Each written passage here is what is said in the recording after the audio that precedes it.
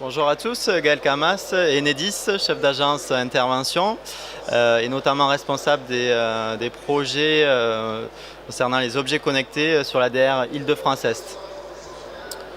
Bonjour, je suis Frédéric Bouteau, je suis le directeur territorial d'Enedis en Essonne, sur la direction régionale d'Enedis en Île-de-France-Est. Alors avec Gaël, on va prendre ces quelques minutes avec vous pour vous parler d'objets connectés et de rentrer dans l'univers des objets connectés à Enedis.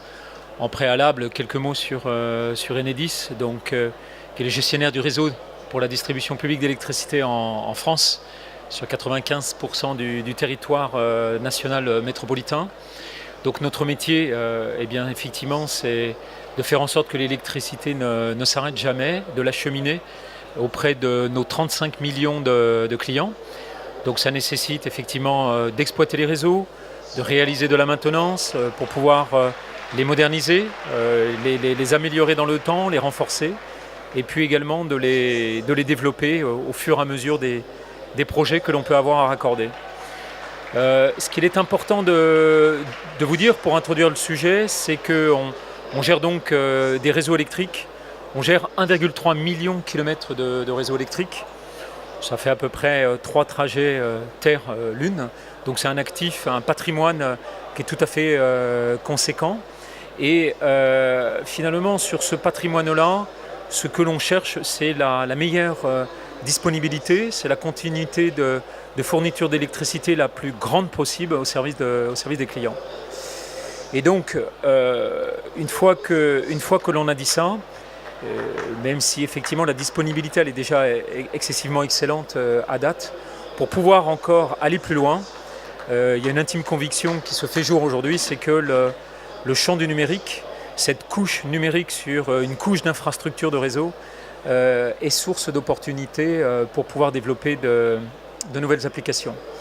Et donc, pour pouvoir vous parler effectivement d'objets connectés, on va regarder quelques cas d'usage sur lesquels on a déjà bien avancé, en distinguant 2 champs que Gaël va commenter.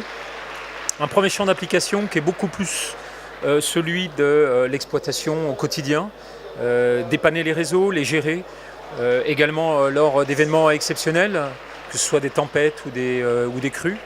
Et puis un autre champ qui est plus le champ, celui-là, de la maintenance prédictive, comment on peut entrer dans ce monde, de devancer les choses pour optimiser encore mieux les gestes techniques et nos investissements. Et donc, je vais laisser Gaël aborder ce premier champ.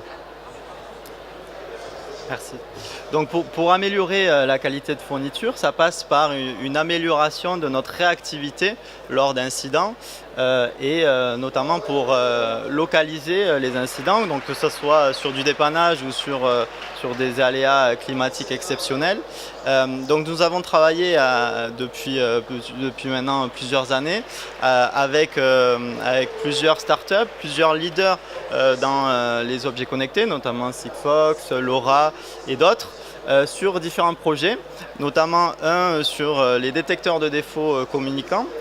Donc sur les réseaux haute tension électrique, nous avons des détecteurs de défauts qui indiquent par un voyant lumineux aux techniciens qui interviennent sur le terrain la localisation du défaut. Donc hier, lorsqu'il y avait un incident sur le réseau, on a envoyé un technicien qui justement par déduction passait d'ouvrage en ouvrage et vérifiait justement la localisation de l'incident via ces détecteurs de défauts lumineux. Aujourd'hui, grâce à des solutions d'objets connectés, l'objectif est de rapatrier justement toutes ces informations directement à l'agence de conduite régionale qui a une vision de l'ensemble du réseau au niveau régional et au niveau national également, pour justement envoyer les techniciens directement à l'endroit de l'incident et du coup réalimenter les clients beaucoup plus rapidement. Un autre cas d'usage, par exemple, les groupes électrogènes connectés. En cas de crise, pour limiter les coupures lorsqu'il y a de gros dégâts et que l'ensemble du réseau électrique sur une zone donnée est en dysfonctionnement. Nous déployons des groupes électrogènes justement pour réalimenter rapidement les clients, mais ces groupes électrogènes il faut les entretenir, il faut les alimenter de carburant. L'objectif de les rendre communicants et de justement anticiper d'éventuels dysfonctionnements et de pouvoir remonter des dysfonctionnements en temps réel, encore une fois, à un espace de supervision. Notre cas d'usage qu'on expérimente, c'est sur la gestion de crues. Sur Île-de-France et à d'autres endroits en France, nous avons installé des capteurs d'inondation, des capteurs de niveau d'eau qui permettent justement à des endroits stratégiques de détecter justement un niveau d'eau, ce qui nous permet d'aller mettre en sécurité les ouvrages électriques, puisque vous savez bien que l'eau, l'électricité ne fait jamais bon ménage. Donc ça, on déploie des objets connectés pour améliorer notre réactivité, mais l'objectif c'est être quand même dans l'anticipation et notamment mieux investir et mieux maintenir notre réseau électrique. Donc on déploie et on expérimente des différents types de capteurs pour justement mesurer les effets transitoires sur le réseau électrique. Par exemple, des capteurs qui s'installent sur les supports, sur les poteaux, qui détectent en fait la vibration lorsqu'il y a des rafales de vent ou lorsqu'il y a par exemple des arbres qui peuvent toucher, voire s'écrouler sur la ligne. Corrélés par exemple aussi à des capteurs, des anémomètres connectés, nous pouvons justement anticiper avec des phénomènes météorologiques d'éventuels dysfonctionnements sur le réseau et donc réaliser de la maintenance, voire des investissements bien en amont pour éliminer tout risque d'incident. Je vous ai parlé de capteurs d'inondation. Frédéric va vous développer un capteur qu'on souhaite lancer également qui permet, lui, de mesurer la montée d'eau et donc aller encore plus loin dans l'anticipation. Alors, ce capteur d'eau, vous l'avez devant. En fait, c'est un capteur de niveau. Dans ce que disait Gaël préalablement, un capteur à niveau, c'est une situation qui vous donne un 0,1 par rapport à une anticipation, c'est pas suffisant. Donc il a été spécialement développé ce capteur en Île-de-France. Il est la conséquence des retours d'expérience que l'on a pu avoir lors des inondations de juin 2016. Donc on a 3 prototypes comme cela qui sont installés, à la fois dans des postes électriques et dans des coffrets. Et donc ça nous permet finalement d'avoir une vision temps réel, une observabilité qui est renforcée. Et donc là aussi, la capacité d'adapter les ressources et aussi d'entrer dans un dialogue beaucoup plus fort avec les collectivités locales pour pouvoir prendre des décisions lorsqu'il faut venir interrompre la fourniture d'électricité. Donc en fait, on a un niveau 1 qui dit qu'il y a de l'eau effectivement dans l'ouvrage et un niveau 2 qui nous dit qu'il faut absolument intervenir parce que les parties sous tension sont menacées. Et donc le fait de préserver l'ouvrage fait qu'à la descente de l'eau, on va pouvoir le réalimenter beaucoup plus rapidement. Un dernier exemple qu'on peut vous donner sur tout ce qui touche à l'anticipation, c'est un poste source qu'on a à Saint-Aubin, où cette fois-ci on vient mettre des capteurs de température, de mesure de tension, d'intensité. Et tout cela va nous permettre de voir comment vieillissent ces équipements-là et là aussi de pouvoir anticiper les choses.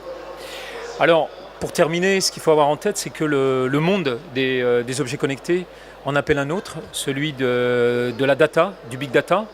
Et peut-être un mot, Gaël, pour conclure sur ce sujet. Donc en effet, d'abord, tous ces capteurs sur le réseau, ça va remonter un certain nombre de données qu'il va falloir analyser. Et c'est vraiment un enjeu pour Enedis, c'est une transformation de nos métiers, de pouvoir analyser cette donnée et surtout de pouvoir l'exploiter, comme je le disais précédemment, pour améliorer nos investissements, pourquoi pas collaborer avec des collectivités locales sur certains types de données, etc. Donc, objet connecté qui permet d'alimenter avec un certain nombre de données, et pour analyser justement au mieux toutes ces données, on va directement sur de l'intelligence artificielle, justement pour via des algorithmes pour voir justement automatiser tous ces investissements et toute la réactivité sur le réseau. Un dernier mot pour conclure. En parlant d'objets communicants, on ne peut pas passer à côté du compteur communicant Linky qu'on déploie chez nos 35 millions de clients d'ici 2020, qui est une véritable brique dans les réseaux intelligents de demain, justement pour améliorer les services aux clients, mais également améliorer la gestion et l'optimisation du réseau électrique et favoriser justement l'insertion et garantir la transition énergétique. Merci. Merci à vous.